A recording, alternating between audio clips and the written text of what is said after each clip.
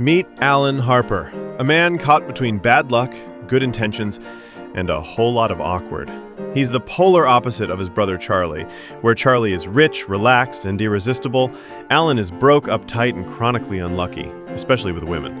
Alan starts off the show as a recently divorced chiropractor. His wife Judith kicks him out, and he moves into Charlie's Malibu beach house with his young son Jake. And just like that, Alan becomes the long-term unwanted house guest in what should have been a temporary situation. He's smart but anxious, responsible but socially clueless. He's a man who wants to do the right thing, he just doesn't always know how. And when it comes to romance, let's just say Alan somehow manages to mess up every relationship he's ever had, either by being too desperate, too cheap, or just too Alan. But despite all that, there's something oddly lovable about him. He's a dad who tries, maybe too hard, to raise his son right. He's a brother who somehow puts up with Charlie's constant insults, womanizing, and chaos. And he's a guy who just refuses to give up, even when life keeps knocking him down. Throughout the series, Alan becomes the butt of almost every joke. He's mocked by Charlie, ignored by women, scammed by strangers, and humiliated time and time again. But that's also what makes him one of the most relatable characters on the show. He's insecure, needy, a little selfish, but painfully human. Where Charlie runs from commitment, Alan craves love. Where Charlie lives in the moment, Alan overthinks every little thing. And while Charlie dies in style, Alan just keeps on surviving. Awkwardly, desperately, but persistently. As the show goes on, Alan's character becomes even more exaggerated. He lies to girlfriends, mooches off Walden after Charlie's death, and lives in denial about almost everything. He becomes clingy, cheap, and completely dependent on others, often to a ridiculous degree. But underneath all the awkwardness and cringe, Alan still has one core strength. He never stops believing that things might get better.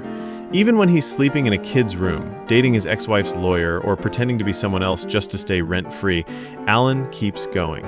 He's not a hero, he's not even always a good guy, but he's there, always trying, always hustling, always hoping. And in a weird way, that makes him kind of heroic, in the most Alan Harper way possible. In the world of Two and a Half Men, Alan isn't the guy everyone wants to be, but he is the guy that somehow holds everything together. Through all the chaos, tragedy, breakups, and breakdowns, Alan Harper remains the slightly sweaty glue of the entire show.